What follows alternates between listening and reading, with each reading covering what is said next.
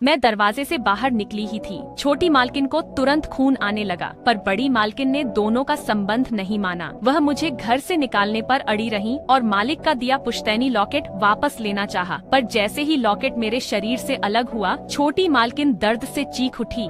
एक सुनहरी रोशनी अचानक उससे अलग हुई। उसका फूला पेट तुरंत गायब हो गया। उसी पल बूढ़ी मालकिन दुख से भर गई। उसे समझ आया कि उसने गलत से पंगा लिया था। मैं असल में पौराणिक किलिन परी थी। 18 साल पहले बूढ़े गुरु बारिश से बचने पहाड़ पर आए। उन्होंने मंदिर में किलिन की मूर्ति को भीगा देखा। दयालुता से उन्होंने उसे अपनी चादर से ढक दिया। इस नेक काम से प्रभावित होकर मैंने उन्हें एक शांति मोती दिया और भविष्य में एक इच्छा पूरी करने का वादा किया। 18 साल बाद उसके परिवार पर विपत्ति आई। छोटी मालकिन के लगातार 7 गर्भपात हुए। 8वीं कोशिश में उसने एक बेटे को गर्भ में धारण किया, पर प्रसव से ठीक पहले बच्चे के दिल की धड़कन रुक गई। तो मालिक शांति मोती लेकर किलिन मंदिर आए। घुटने टेक कर मुझसे प्रकट होकर छोटी मालकिन को बचाने और परिवार के लिए वंशज बचाने की विनती की। मोती ने सच में मुझे बुलाया। वह हैरान था। पिता के सम्मान में मैं उसके घर आया और युवा मालकिन को अपनी आध्यात्मिक ऊर्जा दी। उसकी रुकी धड़कन तुरंत लौट आई। तब से मैं उनके घर पर ही रुका। मालिक ने मुझे आदरणीय अतिथि माना। रोज सोना चांदी भेंट करते। भेंटों से छोटी मालकिन की सेहत सुधरी। गर्भस्थ शिशु भी बलवान हुआ। पति को मुझसे प्यार से पेश आते देख उसे लगा कि मैं उसकी नाजायज बेटी हूँ और उसके मन में एक बुरा विचार आया। वह मुझे रास्ते से हटाना चाहती थी ताकि बेटे को विरासत मिले। वह अपनी बहन के साथ नफरत से भरी मुझे जहर वाली चाय पिलाने आई थी, पर एक किलिन होने के नाते मैं तुरंत समझ गया।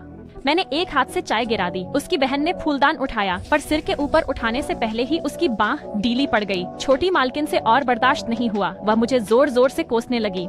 उसकी गर्भावस्था कठिन थी। मैं बहस नहीं करना चाहती थी, पर मेरी चुप्पी ने उसे और गुस्सा दिला दिया। वह मुझे डांटने आगे बढ़ी, पर टूटी टाइलों से ठोकर खाकर मेज से टकराई। पेट पर चोट लगी। शोर सुनकर बूढ़ी मालकिन दौड़ कर आई। उसी पल छोटी मालकिन की बहन ने मुझ पर उसे धक्का देने का आरोप लगाया। बूढ़ी मालकिन आग बबूला हो गयी और तुरंत नौकरों को मुझे बाहर फेंकने का आदेश दिया। सौभाग्य से गुरुजी समय पर आ गए। उन्होंने तुरंत मेरी पहचान बताई कि मैं कगिलिन था, लेकिन बूढ़ी मालकिन को सिर्फ अपने अजन्मे पोते की परवाह थी। उन्होंने गुरुजी की बात नहीं मानी और मुझे हटाने के लिए नौकरों को आदेश दिया। ये देख मालिक उसे छोड़ मेरे पीछे भागा। तब तक बटलर मुझे दरवाजे तक ले जा चुका था।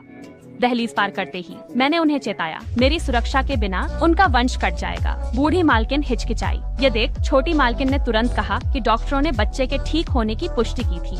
बूढ़ी मैडम ने तुरंत मुझे बाहर निकालने को कहा। वह अड़ी थी, सो मैंने भी बहस नहीं की। मैंने बटलर से नीचे उतरने को कहा और एक पैर दरवाजे से बाहर रखा, लेकिन पैर जमीन छूने से पहले ही युवा मैडम को पेट में तेज दर्द हुआ। मालिक ने मुझे वापस खींचा। घुटनों पर बैठकर बच्चे को बचाने की भीख मांगी। पुराने गुरु का वादा याद